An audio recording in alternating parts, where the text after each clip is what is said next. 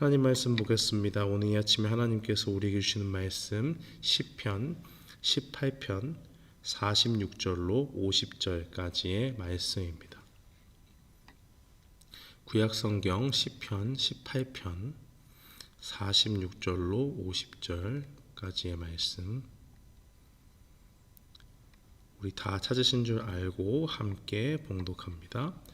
여호와는 살아계시니 나의 반석을 찬송하며 내 구원의 하나님을 높일지로다. 이 하나님이 나를 위하여 보복해 주시고 민족들이 내게 복종하게 해 주시도다.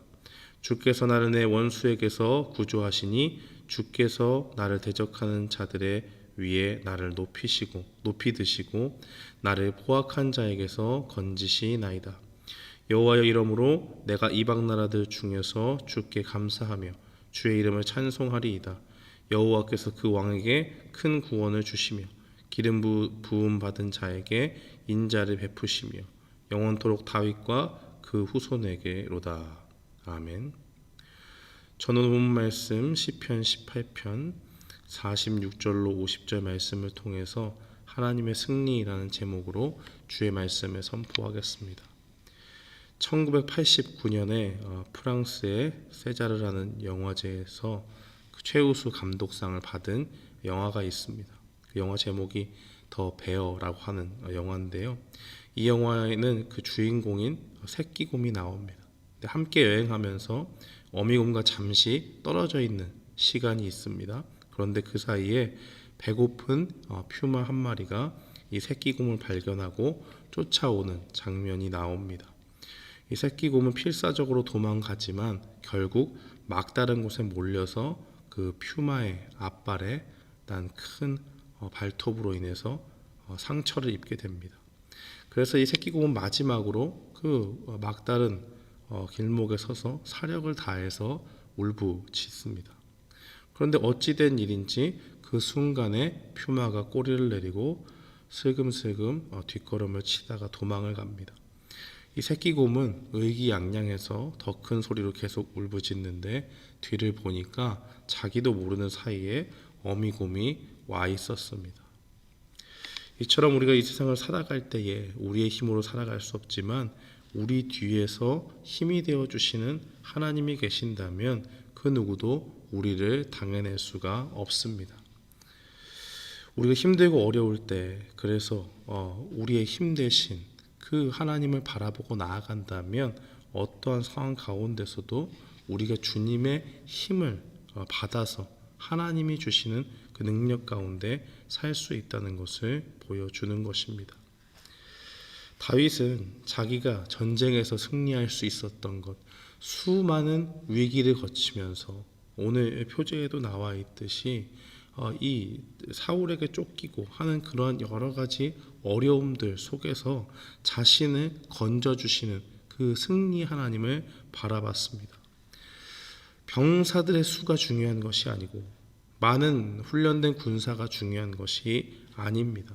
다윗에게 중요한 것은 자신과 함께 하셔서 자신의 원수들의 손에서 건져주시는 그 하나님만이 가장 중요한 분입니다.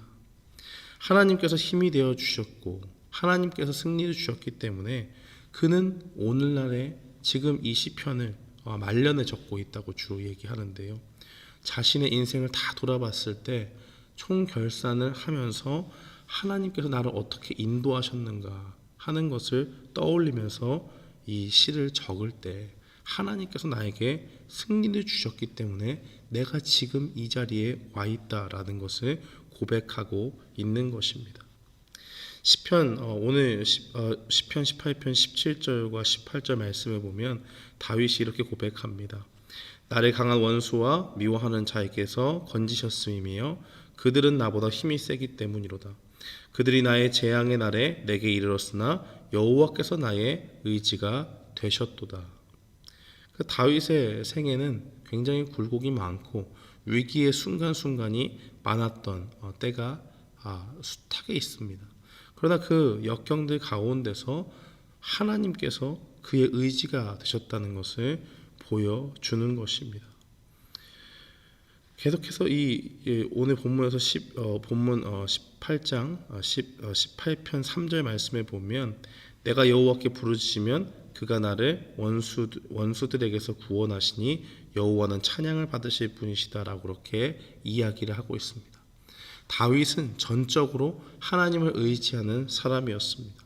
의지하는 가운데서 끊임없이 하나님의 도우심을 구합니다. 하나님께 부르짖고 나아가는 것입니다. 그때마다 다윗이 느끼는 것은 하나님께서 나의 부르짖음에 응답하시는구나 하는 것을 깨닫습니다. 그러나 반면에 다윗의 대적들은 처지가 어떨까요? 41절 말씀에 보면 그들이 부르짖으나 구원할 자가 없었고 여호와께 부르짖어도 그들에게 대답하지 아니하셨다라고 그렇게 증거합니다. 하나님께서 왜 다윗에게 이런 승리를 주시고 다윗의 기도를 들어주셨을까요? 23절과 24절 말씀에 보면 마치 다윗은 자신이 하나님 앞에 의롭게 살았기 때문에 하나님의 은혜가 아니라 나의 의로움 때문에 그 행위대로 갚아주셨다라고 하는 것처럼 보입니다. 그러나 다윗이 정말 하고 싶은 것은 내가 하나님 앞에 어떠한 죄도 짓지 않았다 하는 것을 그의 대적들 앞에서 이렇게 증거하고 있는 것입니다. 자기가 정말 완벽한 의로움을 가지고 있었기 때문에 그 의로움 때문에 하나님께서 나를 구원해 주셨다라기보다는 하나님을 믿는 가운데서 언약 백성으로서 하나님의 말씀에 충실히 살려고 했던 자신을 하나님께서 봐주셨다라는 것을 이야기하는 것입니다. 성도가 하나님의 말씀을 붙잡고 살려고 할 때에 그 중심을 보시는 하나님께서는 그 겸손히 주님의 말씀을 따르는 자들에게 구원을 베풀어 주신다는 것입니다. 사랑하는 성도 여러분, 오늘 본문에서 다윗은 하나님을 찬양하고 있습니다. 이 50절 말씀에 보면 여호와께서 다윗 왕에게 큰 구원, 승리를 주시고 또 인자를 베푸셔서 영원토록 다윗과 후손에게 주신다라는 말씀이 있습니다.